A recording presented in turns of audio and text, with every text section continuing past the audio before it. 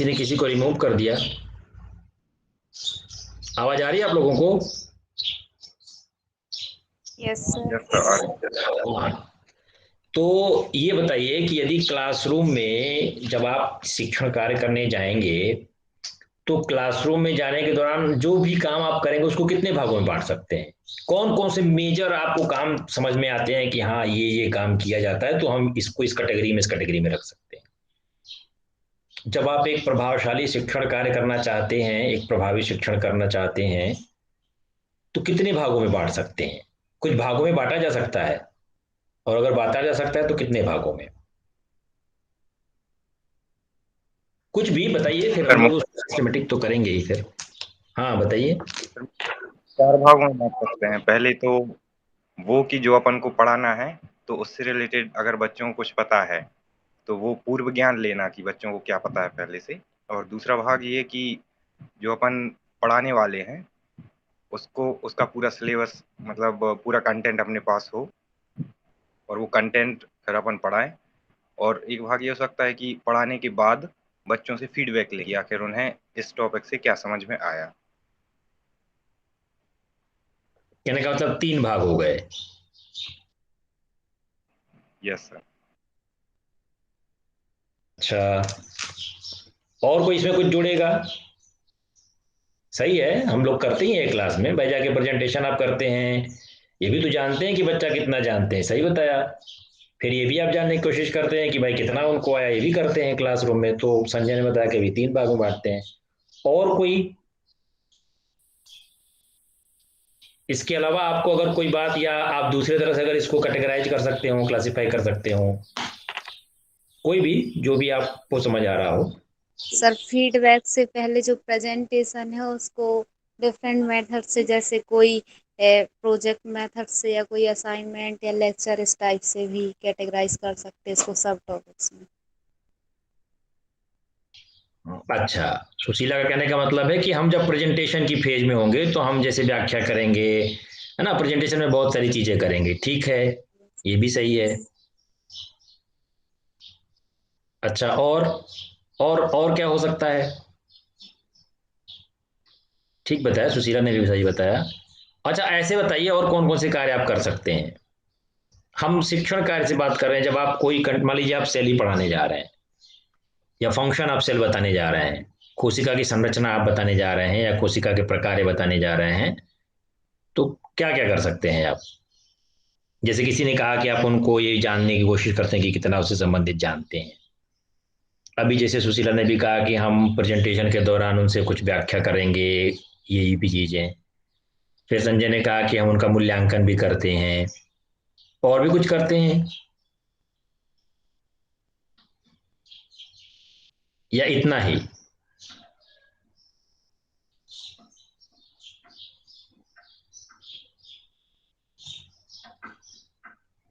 Sir हाँ बोलिए। Sir चीजों को लिंक करके पढ़ा सकते हैं हम। जैसे आपने बोला कि जैसे सेल का स्ट्रक्चर और फंक्शन बताने जा रहे हैं, तो उसके बहुत सारे ऑर्गेनेल्स हैं। तो जैसे माइटोकॉन्ड्रिया पढ़ा रहे हैं तो उसको उसको बोलते हैं power house of the cell.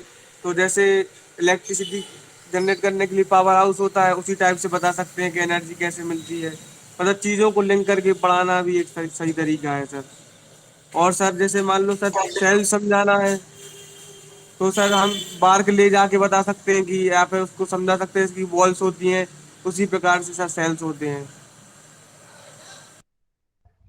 ठीक, बिल्कुल सही बताया विकास। विकास का कहने का मतलब है दृष्टांत देना, है ना। जैसे ये कहते हैं, सेल की बात किया इन्होंने कि हम अगर कोशिका के बारे में बताना चाहते हैं, power house of the cell अगर कह रहे हैं, तो पावर हाउस कैसे है तो उनको दिखाना, तो ये इन्होंने दृष्टांत दिया। जैसे टॉर्च की बैटरी की बात करी, या जो भी आप उसका दृष्टांत देने का मतलब होता है, ये इलिस्ट्रेशन मेथड है। ठीक है, ये प्रेजेंटेशन के मेथड्स के ऊपर आप लोगों की चर्चा है कि हम ये करेंगे ये करेंगे, मतलब ड्यूरिंग द सेशन की बात आप लोग कर रहे हैं। चलिए ठीक है, हम इसको एक सिस्टमेटिक तरीके से कैटेगराइज करने की कोशिश करेंगे कि आखिर जब हम क्लासरूम में जाते हैं, या जब हमको शिक्षण कार्य करना होता है, ये कहें कि अगर हम शिक्षण की बात करें, शिक्षण करना है, तो शिक्षण के दौरान जितने भी इवेंट्स होंगी, जितनी भी घटनाएं होंगी, उन घटनाओं के संबंध में हम आज जानेंगे।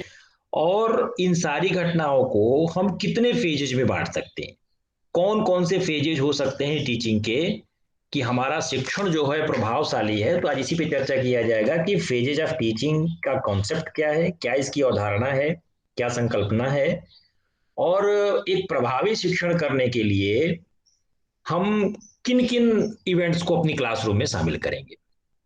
तो आज हम लोग इसी बात पे चर्चा करेंगे। सबसे पहली बात देखिए कि जब हम बात करते हैं टीचिंग की, तो टीचिंग को जब सभी एस्पेक्ट पे जब आप बात करेंगे तो बहुत कॉम्प्लेक्स टास्क हो जाता है, क्योंकि किसी चीज को खुद समझना, देखिए दो तरह की चीजें हो सकती हैं। एक कि आपको कोई चीज पढ़ के, कोई चीज देख के, वीडियो के माध्यम से, टेक्स्ट के माध्यम से, किसी के द्वारा सुन करके आप किसी चीज को समझने की कोशिश करते हैं, ये एक तरीका है। और दूसरा, आपको किसी को समझाना है, आपको किसी को पढ़ाना है, शिक्षण करना है, तब थोड़ा सा काम मुश्किल हो जाता है। जब आपको किसी को पढ़ाना होगा, किसी को समझाना होगा, जब शिक्षण कार्य करना होगा, तो शिक्षण को हम थोड़ा एक जटिल टास्क ले सकते हैं, थोड़ा एक जटिल प्रक्रिया के रूप में उसको शामिल कर सकते हैं कि एक जटिल क्रिया के रूप में है। क्योंकि अपने खुद से पढ़ना तो आप कहीं भी लाइब्रेरी भी जाके, इंटरनेट के माध्यम से, पुस्तकों से आप जाकर के पढ़ सकते हैं। अपने लिए समझना है तो कुछ भी कर सकते हैं, है ना। जैसे समझिए कि खाना खाना है, अब जैसे मान लीजिए आपको खाना खाना है, तो भोजन आप कुछ भी खा लीजिए, नमक रोटी खा लीजिए अपने घर में, या किसी भी चीज की सब्जी खा लीजिए। लेकिन अगर कोई मेहमान आ जाएगा, तो जैसे मामा आ जाए या नाना जी आ जाए, या कोई अगर बाहरी व्यक्ति, अगर आपके घर में कोई मेहमान आ जाता है, तो क्या करते हैं, थोड़ा काम बढ़ जाता है। हम पनीर की लाजवाब सब्जी, मिठाई, सब कुछ की व्यवस्था करते हैं। उस दिन पूड़ी छनती है, सब्जी बनती है, तो थोड़ा सा काम हमारा जटिल हो जाता है। वही बात आप टीचिंग से संबंधित समझ सकते हैं कि अपना पढ़ना और दूसरे किसी को पढ़ाना, दोनों में बहुत फर्क है, आप दोनों में अंतर कर सकते हैं। तो इसलिए हम कहते हैं कि teaching is a complex task. हम शिक्षण को थोड़ी जटिल प्रक्रिया के रूप में मान सकते हैं। और जब जटिल कार्य को करना होगा, तो निश्चित रूप से अगर उसको आप क्रमबद्ध तरीके से करेंगे, एक योजना बना करके करेंगे, तो वो काम आपका आसान हो जाएगा। जैसे अगर मान लीजिए घर में मेहमान आ गए और आप एकदम परेशान हो गए कि अरे आ गए तो हम पहले पानी दें, उनको मिठा दें, कि पानी पिलाएं, खाने में हम पापड़ कब करें। अगर आप घबरा जाएंगे, बिना किसी सिस्टम के तरीके से अगर नहीं करेंगे, अचानक से कोई आ जाएगा, तो आप उस काम को अच्छे से परफॉर्म नहीं कर पाएंगे। लेकिन यदि आपको पता हो कि कल हमारे यहाँ मेहमान आने वाला है, या हमारे नाना जी आने वाले हैं, नानी नानी आने वाली है, या कोई भी रिलेटिव आने वाला है, तो आप उसको सिस्टमेटिक तरीके से प्लानिंग करके करते हैं कि आटा गूंथ के पहले रख लेंगे, है ना, पहले से सामान मंगा करके रख लेंगे, पनीर भी मंगा करके रख लेंगे, है ना, उसको पूड़ी या सब्जी छानने की या कचौरी छानने की व्यवस्था सारी किए रहेंगे। तो जब आप उस काम को अगर सिस्टमेटिक तरीके से करेंगे, प्लान्ड वे में करेंगे, तो आपका वो काम आसान हो जाएगा। इसी तरह से हम शिक्षण को भी ले सकते हैं कि teaching has to be done in steps. जैसे हमने कहा कि आप पहले आटा गूंथ के रख लिया। अब आटा में भी यदि आपको पूरी कचौरी दोनों बनानी है, तो दोनों की अलग अलग तरीके से आप सिस्टम तरीके से रख लिया। आपने पापड़ को भी अलग रख लिया, सब्जी दो तरह की बनेगी, भुजिया बनेगी, रसेदार बनेगी, ऐसे करके आपने पूरा बना लिया। तो स्टेप में यदि आप काम को करेंगे, तो आपका काम काफी ईजी हो जाएगा। वो जो जटिल टास्क आप कह रहे हैं, इट बिकम्स मोर इजियर। इसलिए आप कह सकते हैं कि जो स्टेप्स आप शिक्षण के कह सकते हैं, वो कौन कौन से हैं। तो उन्हीं स्टेप्स को आप कह सकते हैं कि हम उन सोपानों को, जो विभिन्न प्रकार के सोपान हम अपने शिक्षण कार्य में ला रहे हैं, उसको हम फेजेज ऑफ टीचिंग के नाम से जानते हैं, या उसको हम शिक्षण की अवस्थाएं कहते हैं कि कौन कौन सी अवस्था हो सकती है।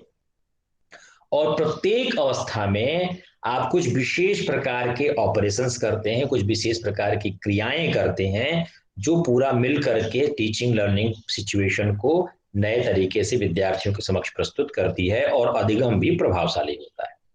तो टीचिंग के प्रोसेस को या शिक्षण की प्रक्रिया को हम 3 फेजेज में डिवाइड कर सकते हैं, या 3 स्टेजेज में डिवाइड कर सकते हैं। जब हमको शिक्षण कार्य करना है, अगर हमने कहा कि सिस्टमेटिक करना है, प्लान्ड वे में करना है, ताकि हमारा वो काम जो कॉम्प्लेक्स टास्क हमको समझ आ रहा है वो टास्क हमारा इजी हो जाए, इसलिए हम शिक्षण कार्य के 3 अवस्थाएं बताते हैं। कौन कौन सी वो अवस्थाएं हैं? तो फेजेज ऑफ टीचिंग 3 हैं। पहली अवस्था आप कह सकते हैं प्री एक्टिव फेज, जिसको आप पूर्व क्रिया अवस्था कहते हैं। पूर्व क्रिया अवस्था मतलब क्या? Pre active. प्री एक्टिव का मतलब क्लासरूम में जाने के पहले। जैसे आपकी क्लास सुबह 10 बजे से है, या मेरी क्लास अभी सुबह 12 बजे से है, तो मैं इस क्लास को कंडक्ट करने के पहले का फेज, मतलब जब जब आप लोग लिंक से नहीं जुड़े थे, लिंक भेजने के पहले मैंने जो इस पे सारी प्रिपरेशन करी है, ये सारी एक्टिविटी को हम प्री एक्टिव फेज या पूर्व क्रिया अवस्था के अंतर्गत रखेंगे। अभी हम क्लासरूम में नहीं है, हम क्लासरूम के पहले की बात कर रहे हैं। आपको लिंक से जोड़ने की पहले, जैसे कल शाम से ही हम परेशान है आपको ये बताने के लिए, है ना, हमने कई जगह सर्च किया, पुस्तक इधर सब ढूंढा ढांढा, तो हम उसको सिस्टमेटिक तरीके से कैसे कब कहाँ किसको प्रेजेंट करेंगे, इस चीज के लिए, हालांकि पीछे एक पीपीटी बनी थी तो हमने उसको फिर से रीऑर्गेनाइज किया नए तरीके से। तो ये हमारा प्री एक्टिव फेज था। आप लोगों के लिंक ठीक 12 बजे या 11:55 पे लिंक भेजने के पहले मैंने जो भी एक्टिविटी करी थी, कल शाम से लेकर के आज सुबह तक की जो भी मेरे दिमाग में चल रहा था, मैं प्लानिंग कर रहा था, किताब ढूंढ रहा था, ऑनलाइन सर्च कर रहा था, पावर पॉइंट प्रेजेंटेशंस बना रहे थे, उसमें तमाम एनिमेशंस डाले, इफेक्ट डाले, ट्रांजिशंस डाले, इसमें मैंने टाइपिंग करी, वो सब एक्टिविटी को आप pre phase activity pre active phase कह सकते हैं, जिसको पूर्व क्रिया अवस्था कह सकते हैं। दूसरी अवस्था आप कह सकते हैं इंटरैक्टिव फेज, या जिसे आप कह सकते हैं अंतः क्रियात्मक अवस्था। जब आप क्लासरूम में दाखिल हो गए, जब आप क्लासरूम में सशरीर वर्चुअली या रियली, जब हमने लिंक को एक्टिव करके हमने लिंक में आपसे हम जुड़ गए, जब हम आपसे इंटरेक्ट करना शुरू किए, पूछना शुरू किए, जैसे मैंने पूछा दीपशिका से कि और लोग कहाँ हैं, बाकी लोग कहाँ हैं, किसी से हमने कहा कि भाई लिंक से वो साहू जुड़ी थी, तो हमने उनसे कहा कि टेक्स्ट करिए उनको, वो कहीं चली गई थी। तो ये इंटरेक्टिव फेज है। ये क्या है? अंतः क्रियात्मक अवस्था है, हम आपसे इंटरैक्ट कर रहे हैं। तो with in the class, it may be virtual और इट मे बी रियल, वास्तविक कक्षा में हो या आभासी कक्षा में हो, जब आप अपने स्टूडेंट्स के साथ, विद्यार्थियों के साथ किसी प्रकार की अंतः क्रिया करते हैं, तो वो क्रिया, वो अवस्था आपकी इंटरैक्टिव फेज कहलाती है या अंतः क्रियात्मक अवस्था कहलाती है। और एक बार जब आपने अपना प्रेजेंटेशन कंप्लीट कर लिया, ठीक है, जब आपने एक बार अपना प्रेजेंटेशन कंप्लीट कर लिया, तो उस स्थिति में क्या हुआ? अब आपके प्रेजेंटेशन के दौरान विद्यार्थियों को कितनी लर्निंग हुई, क्या चीजें समझ आई, क्या चीजें समझ नहीं आई, कहाँ पे आपको फिर से प्लानिंग करनी है, मतलब प्रेजेंटेशन समाप्त होने के पश्चात की जो अवस्था है, उसको आप पोस्ट एक्टिव फेज या पश्च क्रियात्मक अवस्था कह सकते हैं। यहां पे फिर लाल झंडी लग जाएगी, रुक जाएगी गाड़ी, गाड़ी यहां से चलने के लिए शुरू हो गई है ना, येलो सिग्नल है, तो गाड़ी आपकी चलने के लिए तैयार है, हरी हो गई, गाड़ी चलने लगी, और जब लाल रंग की झंडी दिख गई, तो यहां पर अब आपकी गाड़ी रुक जाएगी। तो टीचिंग की जो गाड़ी है, जो शिक्षण की जो ट्रेन चल रही है, इस शिक्षण की ट्रेन या बस को आपको इस तरह से समझना होगा। इन 3 अवस्थाओं में आप अपने शिक्षण को बांट सकते हैं, और बहुत जरूरी है, कम से कम तब तक के लिए जब तक आप एक मजे खिलाड़ी नहीं हो जाते। अभी आप मजे खिलाड़ी नहीं है। मजे खिलाड़ी का मतलब समझ रहे होंगे आप लोग। मजे खिलाड़ी का मतलब अभी आप लोग अभ्यस्त नहीं है, अभी आपको अभ्यास कराया जाएगा। तो जब तक आप अभ्यस्त नहीं हो जाते, तब तक के लिए आपको ये 3 अवस्थाओं में, प्रत्येक पाठ्य योजना को इन 3 अवस्थाओं में समझ करके आपको अपने कार्य को करना चाहिए। एक है क्लासरूम में जाने के पहले की अवस्था, जिसको आप प्रीएक्टिव फेज कह रहे हैं, पूर्व क्रिया अवस्था कह रहे हैं। दूसरा, जब आप क्लासरूम में एंटर किए, इंटरैक्टिव फेज में, अंतः क्रियात्मक अवस्था में हैं। और तीसरा, जब आपने अपना प्रेजेंटेशन कंप्लीट कर लिया, बच्चों से इंटरेक्शन आपका विद इन द टॉपिक समाप्त हो गया, उसके बाद जब आप उनका असेसमेंट कर रहे हो, उनकी आकलन कर रहे हो, तो उस स्थिति में आप पोस्ट एक्टिव फेज में होते हैं या पश्च क्रिया अवस्था में होते हैं। तो ये 3 फेजेज हैं। जब हम शिक्षण की बात करेंगे तो कौन कौन से कार्य हम करेंगे इसमें, अर्थात प्री एक्टिव फेज में क्या क्या कर सकते हैं, इंटरेक्टिव फेज में क्या क्या कर सकते हैं, और पोस्ट एक्टिव फेज में क्या क्या कर सकते हैं, इसके लिए आप ये समझ सकते हैं कि बिफोर द क्लास, जैसे हमने कहा कि क्लासरूम में जाने के पहले, ठीक है, अभी डिटेल में लोग समझेंगे इसमें क्या करते हैं। तो आप बहुत सारी चीजों को लिखते हैं, प्रश्न सोचते हैं कि क्या हो सकता है, प्लानिंग करते हैं वो सारी चीजें। तो इसमें आप कह सकते हैं आइडेंटिफाई द लर्निंग ऑब्जेक्टिव्स, कि आप क्लासरूम में जाने की, आप क्यों क्लासरूम में जाना चाहते हैं, क्या ऑब्जेक्टिव है, किन उद्देश्यों को लेकर के आप कक्ष में प्रवेश करना चाहते हैं, वो लर्निंग ऑब्जेक्टिव्स को आइडेंटिफाई करना। पहले उसकी पहचान कीजिए कि आज की क्लास में यदि हम फंक्शन ऑफ सेल बताएंगे तो फंक्शन ऑफ सेल बताने के हमारे उद्देश्य क्या क्या हैं, हम किन किन उद्देश्यों को लेकर के उनको फंक्शन ऑफ सेल बताना जा रहे हैं, वो चीज आइडेंटिफाई करना, उसकी पहचान करना। Plan the specific learning activities, assessments and sequence of the lesson, पूरी योजना बनाना कि कौन कौन सी अधिगम क्रियाएं आप करेंगे, मूल्यांकन किस प्रकार से, आकलन किस प्रकार से किया जाएगा, और अपने पाठ्य योजना का जो क्रम है, जो सीक्वेंस है टीचिंग पॉइंट्स का, जो बिंदु आप उनसे डिस्कस करने जा रहे हैं, जो एक्सप्लेन करने जा रहे हैं, उसको एक निश्चित क्रम में, निश्चित ऑर्डर में व्यवस्थित करना। फिर क्रिएट ए रियलिस्टिक टाइमलाइन, वास्तविक समय रेखा को डिसाइड करना कि कितने कितने समय में आप कौन कौन से टास्क को परफॉर्म करेंगे, and plan for a lesson closure, और अंत में आप अपने पाठ का समापन कैसे करेंगे पाठ्य योजना के अंतर्गत। ये सारी चीजें आप क्लासरूम में जाने के पहले डिसाइड करते हैं, ठीक है।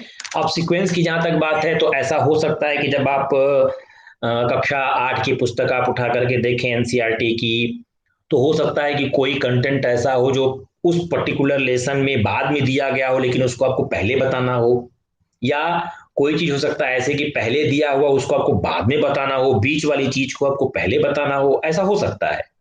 ये आपकी अपनी समझ के ऊपर डिपेंड करेगा कि आप अपने कंटेंट को, अपनी विषय वस्तु को आप किस क्रम में सजाते हैं, है ना। ये टीचर का पूरा एकाधिकार है, टीचर जैसे चाहे वैसे, क्योंकि स्टूडेंट के आउटकम को, स्टूडेंट की प्रीवियस नॉलेज को, जैसे आप लोगों ने बात करी, ये स्टूडेंट का प्रीवियस नॉलेज टीचर ही जज करता है, शिक्षक ही जानता है कि हमको कहां से शुरुआत करनी है, किस स्टेज पे हमारे विद्यार्थी हैं, मैक्सिमम क्लास किस चीज के लिए डिवोटी है, क्या चीजें उसको नहीं आती, उन सारे विषयों पे शिक्षक अपना दिमाग लगा करके कंटेंट को एक निश्चित क्रम में, एक निश्चित सीक्वेंस में उसको ऑर्गेनाइज करता है। तो ये आपकी क्लासरूम में जाने के पहले की अवस्था है।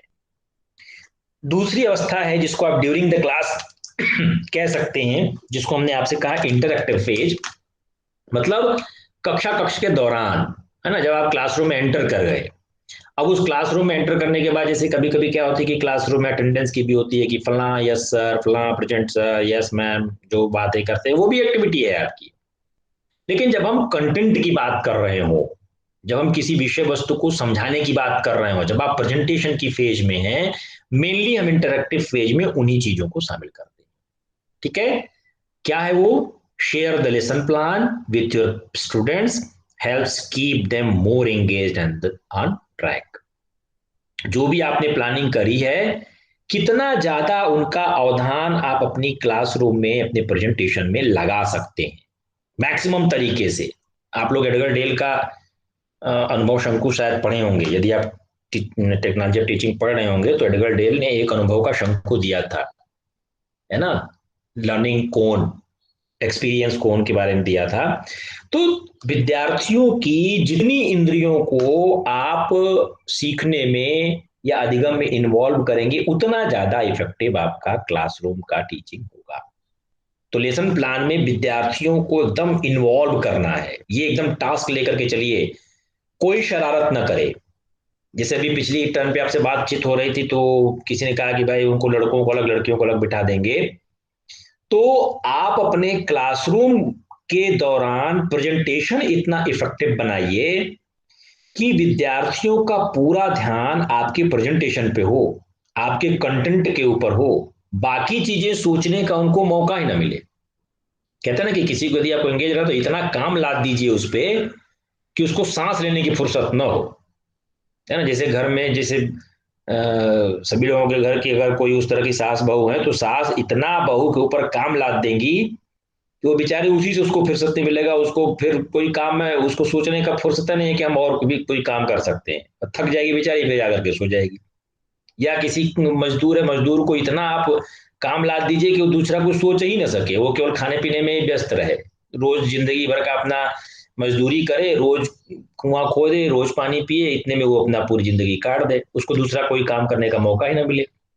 वही काम आपको क्लासरूम में रखना है कि इतना प्रभावशाली, मतलब स्टूडेंट में बहुत ज्यादा काम नहीं लादना आपको, इसका मतलब ये है कि आप इतना प्रिपरेशन करके जाइए कि आपका प्रेजेंटेशन इतना इफेक्टिव हो, इतना अट्रैक्टिव हो कि विद्यार्थी उसको जिसको कहते देखते रह जाए, है ना।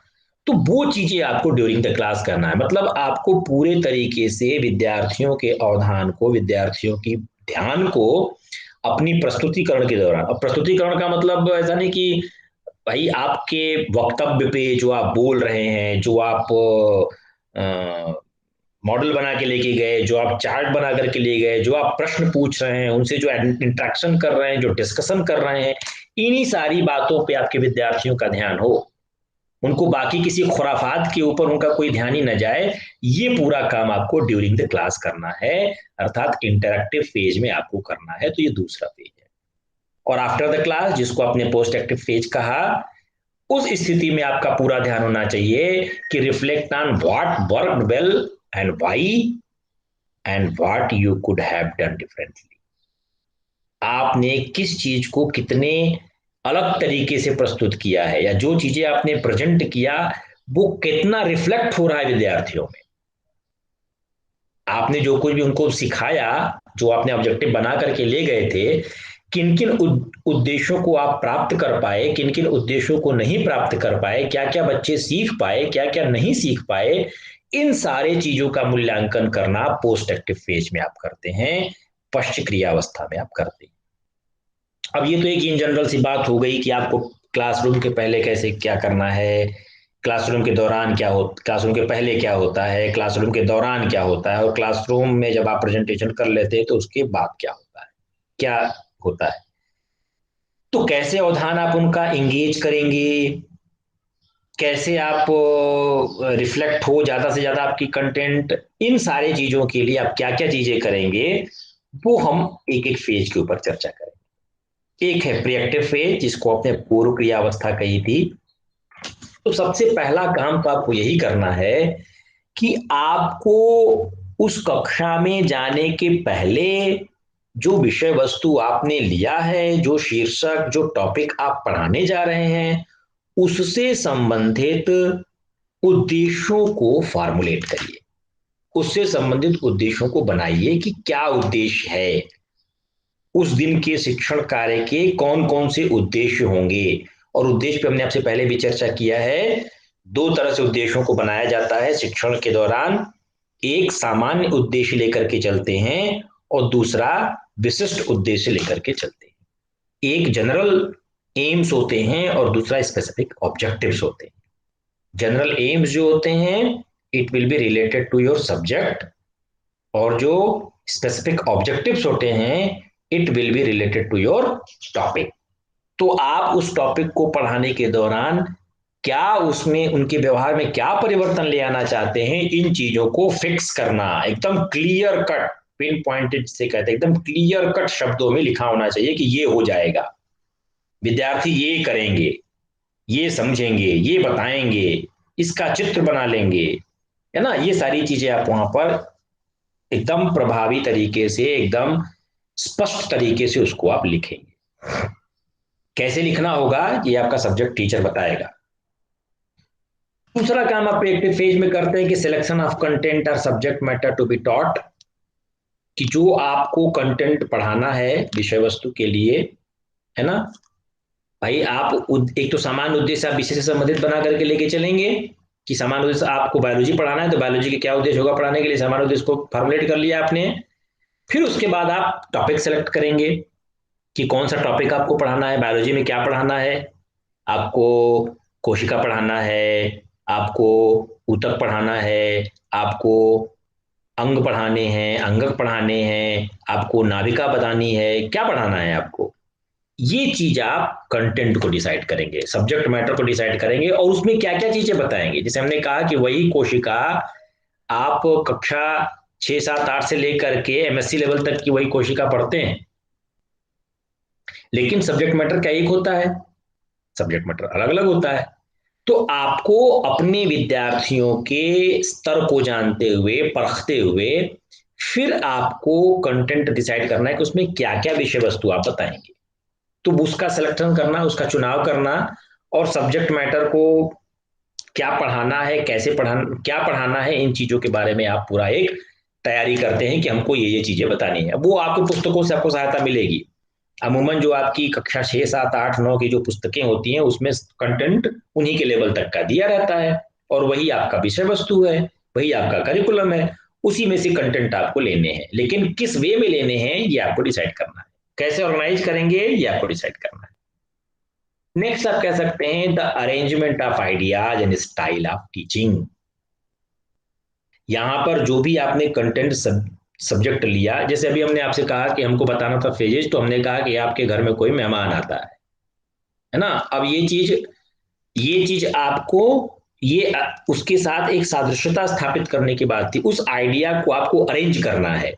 यदि आपको कोशिका के बारे में यदि आपको बताना है तो उसको आप एक निश्चित क्रमबद्ध तरीके से अपने विचारों को एक एक संरचना दीजिए, एक रूप प्रदान कीजिए उनको, और किस स्टाइल से, किस मेथड से उनको आप बताएंगे, ये मेथड भी डिसाइड करना पड़ता है। ये सारी प्री एक्टिव फेज की बातें हैं, अभी आप क्लासरूम में नहीं है, अभी आप क्लासरूम के बाहर घर में बैठे हैं, अपनी मेज कुर्सी पे बैठ करके आप तैयारी कर रहे हैं कि क्या क्या बताना है। ये सारे आइडिया को बनाना, उसके बारे में कैसे अपने आइडिया को आप अरेंज करेंगे, किसको पहले बताएंगे, किसको बाद में बताएंगे, क्या चीज आपको किस स्तर पे कैसे करनी है, ये सारी चीजों का अरेंजमेंट आपको निर्धारित करना है। ये भी आप प्री एक्टिव फेज में करते हैं। नेक्स्ट आप कह सकते हैं सेलेक्टिंग इंट्यूशनल मेथोडोलॉजी। आप अपना इंट्यूशन, जिसको कहते हैं अंतः प्रज्ञा, आप समझिए कि आप जब उस स्टेज में थे तो आपको अगर कोई चीज बतानी होगी, जो चीज आपको नहीं समझ में आए, तो आप बच्चों को कैसे समझा लेंगे। जैसे मैं आपको बताऊं, शुरुआती दौर में जब फोटोसिंथेसिस की बात हो रही थी तो पहले मेरे यही नहीं समझ आता कि क्लोरोफिल होता कहाँ है ना। सब लोग कहते तो हैं पत्ती हरी हरी होती है, अब वो क्लोरोफिल कहाँ, सारा काम क्लोरोफिल का है, क्लोरोफिल होता कहाँ है, फास्फोरेंस, फ्लोरोसेंस, ये चीज मेरे कभी नहीं समझ आई।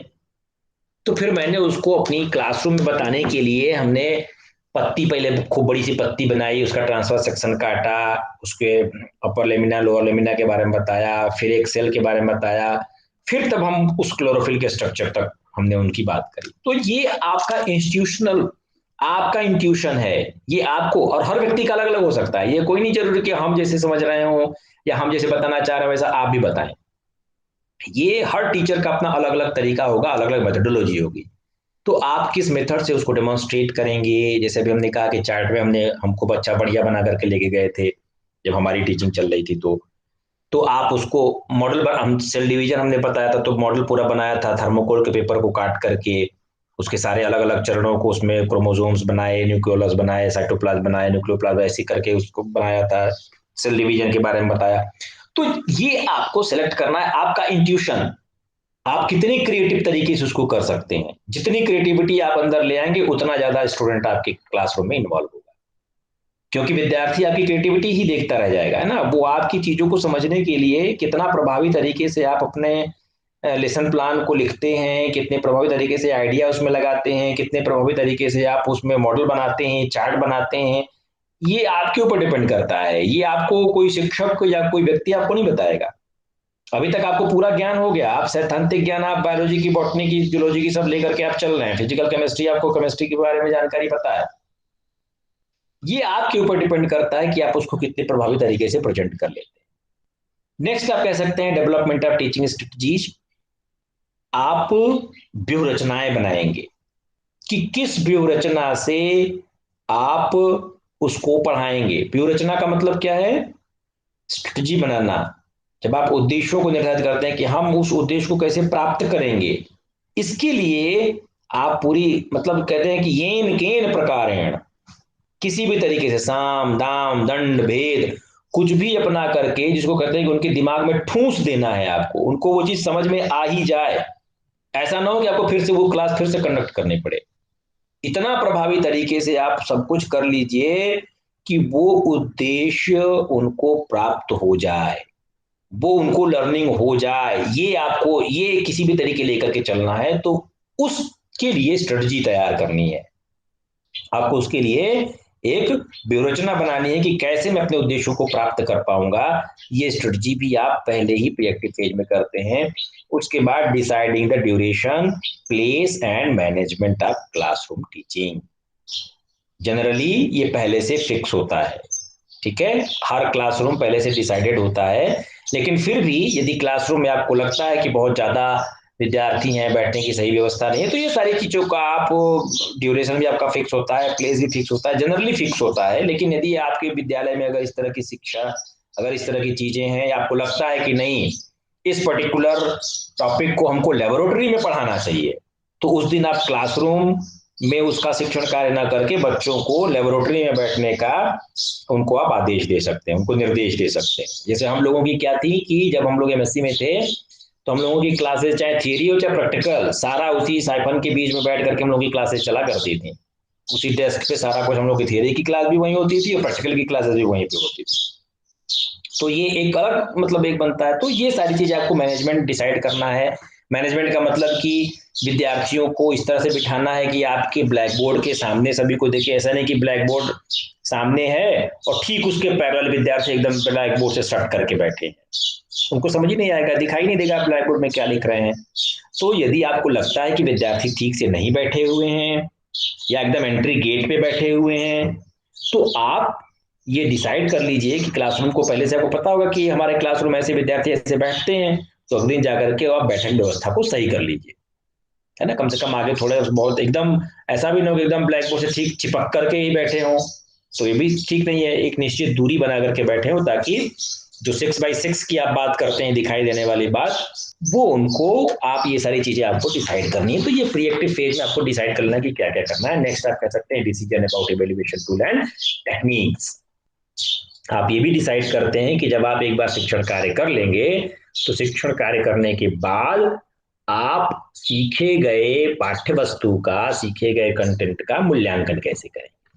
ये भी बहुत जरूरी है, क्योंकि आप पढ़ा करके चले गए, विद्यार्थियों को कितना समझ आया, आपने कितने अपने ऑब्जेक्टिव्स को प्राप्त कर पाए हैं, ये सारी चीजें तभी पता चलेंगी जब उनका आप असेसमेंट करेंगे।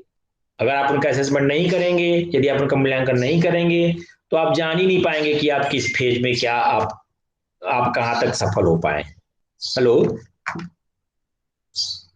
आवाज आ रही है आप लोगों को? Yes sir. हाँ, तो ये है प्रीएक्टिव फेज।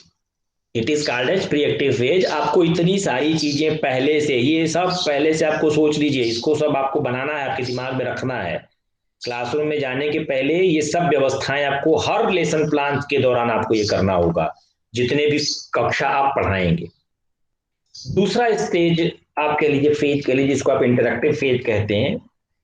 इसमें 3 महत्वपूर्ण बातें आप करते हैं। एक है सिटिंग अप द क्लास, ठीक है। जैसे क्लासरूम में आप जाएंगे तो हो सकता है विद्यार्थी खड़े होकर के आपका अभिवादन करें, है ना, तो आप उनको निर्देश देते हैं कि बैठ जाएं। फिर अपने पाठ्य योजना को आप इंट्रोडक्शन के साथ शुरू करते हैं। तो इंट्रोडक्शन में क्या करते हैं, आप विद्यार्थियों के बारे में जानकारी प्राप्त करते हैं कि विद्यार्थी कितना जानते हैं, है ना। अमूमन क्लासरूम में यही होता है कि आप क्लासरूम में जाते हैं तो विद्यार्थी आपके खड़े होकर के आपका अभिवादन कहते हैं, तो आप कहते हैं अच्छा ठीक है बैठिए, है ना। या शिक्षक की क्लासरूम में आते आते आप कहते हैं, जनरली ऐसा होता भी, जब तक शिक्षक कहता नहीं तब तक विद्यार्थी बैठते नहीं है। आप अगर बोलेंगे नहीं तो बेचारे सब खड़े खड़े रह जाएंगे, है ना। तो फिर आप उनको इंस्ट्रक्ट करते हैं कि ठीक है बैठिए, या गुड मॉर्निंग या गुड आफ्टरनून, ठीक है बैठिए, आप कहते हैं तो वो बैठते हैं।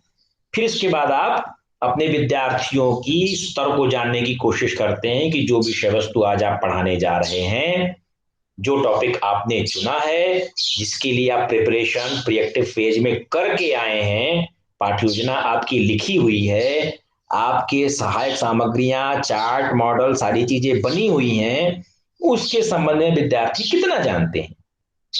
ये चीज, जैसे आपने कहा कि पूर्व ज्ञान प्राप्त करना, वो यही चीज है कि आप विद्यार्थियों को उस टॉपिक से संबंधित, उस विषय वस्तु से संबंधित कितना पूर्व ज्ञान है, पहले से कितना जानते हैं, या पिछली क्लास में उन्होंने कितना उसके संबंध में अध्ययन किया है, ये चीज प्राप्त करना नोइंग द लर्नर होता है। विद्यार्थियों के बारे में जानना होता है कि उनका स्तर कैसा है।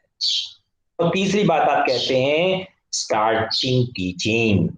उसके बाद आप अपने वास्तविक, जब आपको पता चल जाता है कि विद्यार्थी इसके संबंध में बहुत ज्यादा नहीं जानते, क्योंकि वो पता ही है कि भाई उस स्तर के हैं, तो वो हर चीज तो जानेंगे नहीं जितना आप जानते हैं। आप तो बीएससी करके जा रहे हैं, वो तो बेचारे अभी 5-6 पढ़ के आए हुए हैं, तो उनको बहुत ज्यादा नॉलेज नहीं होगा।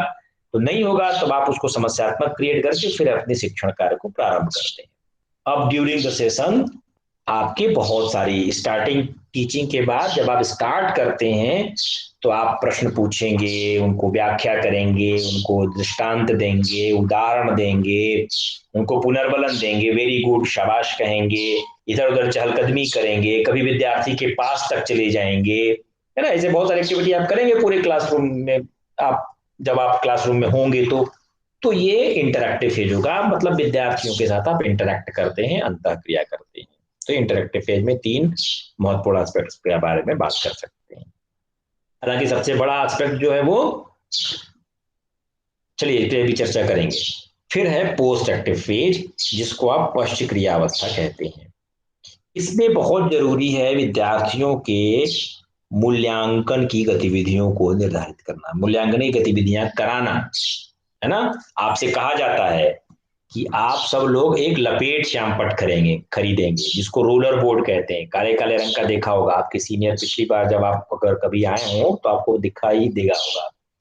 तो सभी लोगों को, पहली बात जान लीजिए, हम आपको इसी समय टीचिंग की तैयारियां भी करते हुए बताते जा रहे हैं कि सभी लोगों का अपना रोलर बोर्ड, सभी का अपना अपना होना चाहिए। और ऐसा नहीं कि छोटा सा खरीद लिया। कुछ लोग क्या करते हैं कि खाना पूर्ति करने के लिए छोटा सा रोलर बोर्ड लेके आएंगे जो उनके बैग में आ जाए। ऐसा नहीं, आपको फुल साइज वाला रोलर बोर्ड रखना है, और आपका अपना डस्टर होगा, आपकी अपनी चौक होगी। कलर, खासतौर से बायोलॉजी में कलर चौक बहुत जरूरत पड़ती है ना। जब आप प्रभावी शिक्षण कार्य करना चाहते हैं तो आपको कलर चौक की आवश्यकता पड़ेगी। तो आप सब लोग अपने अपने कलर चौक, उसको रखने की प्रॉपर व्यवस्था, टूटने ना पाए तो एक व्यवस्था कर लीजिए। और आपका अपना खुद का डस्टर, किसी से किसी को मांगना नहीं है, और आपका अपना खुद का रोलर बोर्ड। सब लोगों के अपने अपने होंगे। रोलर बोर्ड का काम क्या होगा? हम लोग जाते हैं परीक्षा में लोगों से पूछने कि अच्छा रोलर बोर्ड का क्या काम है, तो कहते हैं पढ़ाने के लिए। तो भाई जब ब्लैक बोर्ड ऑलरेडी आपकी क्लासरूम में है, ब्लैक बोर्ड कह लीजिए, ग्रीन बोर्ड कह लीजिए, व्हाइट बोर्ड कह लीजिए, जब ऑलरेडी है, फिर रोलर बोर्ड की क्या आवश्यकता है? क्यों रोलर बोर्ड हमको लेना है? और हम कह रहे हैं कि सभी को लेना है, क्या जरूरत है रोलर बोर्ड की? तो रोलर बोर्ड का सबसे महत्वपूर्ण जो बात है, आप कहते हैं कि हम उस पर चित्र बनाएंगे, हम तो वहीं जाएंगे वहीं चित्र बनाएंगे, हम चार्ट नहीं बनाएंगे। क्यों नहीं चार्ट बनाएंगे? आप टाइम वेस्ट करेंगे, समय व्यतीत करेंगे वहां जाके। आपके पास तो समय खुद ही इतना कम है कि आप सारी एक्टिविटी कर ही नहीं पाएंगे। तो आपको चार्ट, मॉडल, जो भी सहायक सामग्री बनानी है वो पहले से घर पे बना करके लेके जाइए। प्री एक्टिव फेज की सारी चीजें हैं वो।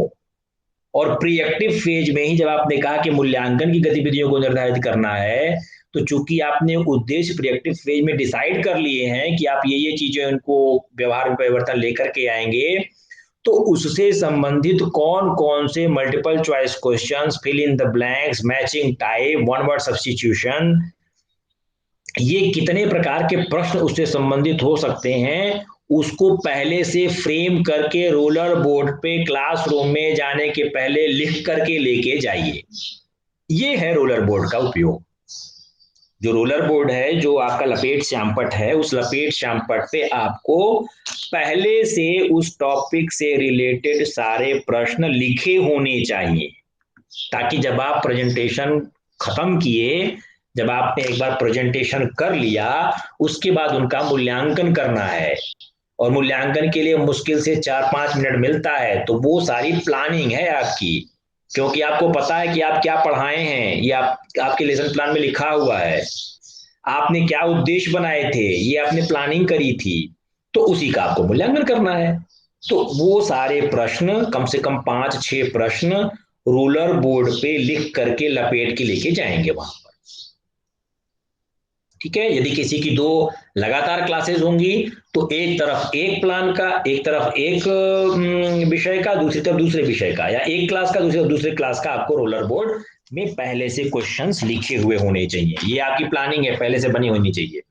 तो ये आप इवेल्युएशन की एक्टिविटीज यहाँ पर ऐसे करते हैं। तो ये पोस्ट एक्टिव फेज में, इवेल्युएशन की फेज के लिए मैंने बताया कि रोलर बोर्ड और सबके अपने चौक डस्टर खुद के होने चाहिए। रोलर बोर्ड पे उनकी पूरी गतिविधियां, अर्थात मल्टीपल चॉइस क्वेश्चन में कुछ प्रश्नोत्तर, कुछ सत्य असत्य वाले, कुछ वन वर्ड सब्स्टिट्यूशन वाले, कुछ फिल इन द ब्लैंक्स वाले, कुछ मैचिंग टाइप वाले, और कुछ मल्टीपल चॉइस क्वेश्चंस वाले, सभी प्रकार के क्वेश्चंस आपको बना करके लेके जाने हैं। इससे संबंधित एक एक क्वेश्चन उस पर लिख करके आपको लेके जाना है। इसलिए हम कह रहे हैं कि छोटा सा बैग में रखने वाला रोलर बोर्ड मत खरीदिएगा, बड़ा वाला फुल साइज का रोलर बोर्ड खरीदना है।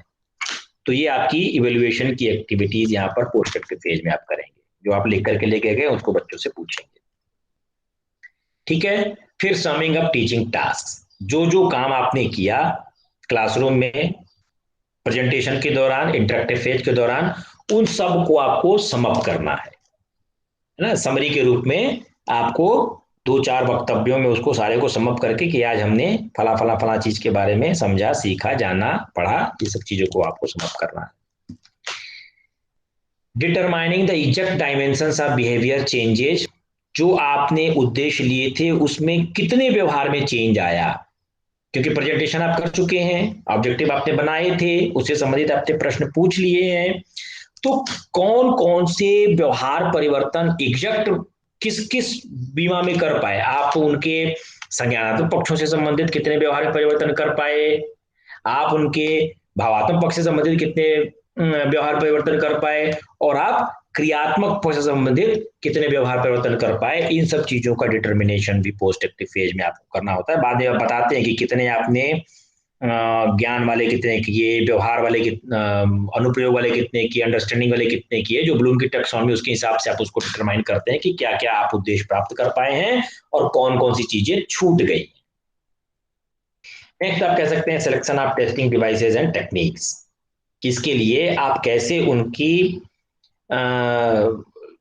टेस्टिंग डिवाइसेज और टेक्निक्स, हालांकि इसका निर्धारण पहले हो चुका होता है, लेकिन यहां पर यह जानना है कि जो कुछ अगर छूट गया है, क्योंकि ऐसा हो सकता है कि आप जितने उद्देश्य को लेकर के गए हो, आपकी शिक्षण का प्रभावशाली ना रही हो, तो बच्चों को चीजें समझ में ना आई हो, तो वो कौन कौन सी डिवाइसेज और टेक्निक्स होंगी जिसके आधार पर उनका परीक्षण करेंगे। जैसे एक हमने बताया आपको कि वो पहले से ही आपके प्रश्न वहां पे लिखे होंगे। हो सकता है आप उनको, जैसे आपने सेल की संरचना बताई हो, तो उनसे कहेंगे घर से आप बना करके लेके आइएगा, एक चार्ट पे सभी लोग कोशिका की रंगीन संरचना बना करके लेके आएंगे, तो ये भी एक आपका टास्क हो सकता है। और आप कह सकते हैं कि चेंजिंग स्ट्रेटजीज ऑफ टेस्टिंग, फिर आपको लगा कि ये हम नहीं प्राप्त कर पाए, इसमें यहाँ पे कमी रह गई है, तो उस हिसाब से फिर अपनी स्ट्रेटजी को आप चेंज करेंगे ताकि वो व्यवहार, इसीलिए आपको लिखा जाएगा रीटीच। यदि लगा आपके मेंटर को कि आपने सही शिक्षण कार्य नहीं किया, विद्यार्थियों के व्यवहार में परिवर्तन नहीं हुआ, तो आपकी उस लेसन प्लान पे लिखा जाएगा रीटीच, पुनः शिक्षण कार्य करें। फिर आपको अपनी स्ट्रेटजी चेंज करनी पड़ेगी क्योंकि वो स्ट्रेटजी काम में नहीं आई, फिर आपको नई स्ट्रेटजी से नए तरीके से उसको बना करके फिर से उन ऑब्जेक्टिव्स को आपको अचीव करना पड़ेगा। तो ये आपके पोस्ट एक्टिव फेज के दौरान की जाने वाली क्रियाएं हैं। हेलो, यस सर, आ रही है आवाज। हाँ, तो ये आपकी pre active phase, interactive phase और पोस्ट एक्टिव फेज की क्रियाएं हैं। इतने से संबंधित अगर किसी का कोई क्वेरी हो, कोई प्रश्न हो तो पूछ सकता है। सर एक बार पिछली वाली स्लाइड दिखा दीजिए। हाँ, इंटरेक्टिव फेज वाली। Yes sir.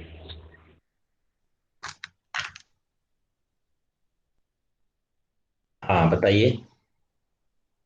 ये 3 अवस्थाएं या 3 आप मेजर काम कह सकते हैं जो हैपन होती है क्लासरूम में। जब आपने एक बार टीचिंग को स्टार्ट कर दिया, तब फिर उस स्थिति में आप आगे सारा एक्सप्लेनेशन, इलिस्ट्रेशन, सारी चीजें जहां पर आप कर दी।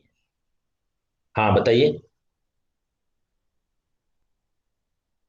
सर क्लास को सेट सेट करते हैं सर, कई बार बच्चे बहुत उधम करते हैं सर, कैसे कंट्रोल करेंगे? क्लासरूम में प्रेजेंटेशन के दौरान? Yes sir. तो हमने तो पहले ही कहा आपसे कि यदि क्लासरूम में आपका प्रभावी शिक्षण होगा तो कोई उधम नहीं करेगा। Okay sir.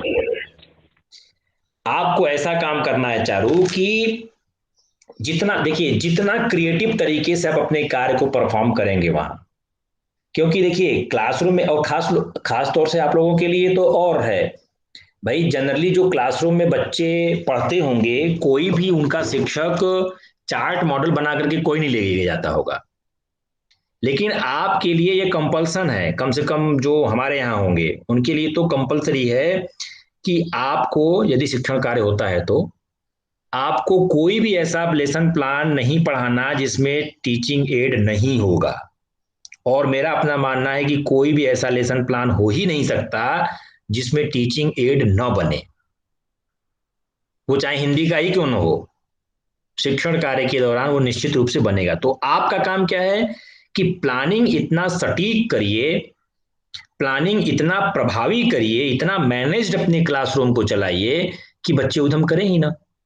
मैं तो ये मानता हूं, और उनको नहीं समझ में आ रहा है इसका मतलब कि शिक्षक की कमी है। ठीक है। Yes sir. Yes sir. और किसी का, और किसी की कोई क्वेरी, कोई प्रश्न, कुछ कोई समाधान कोई पूछना चाहता है तो बताइए।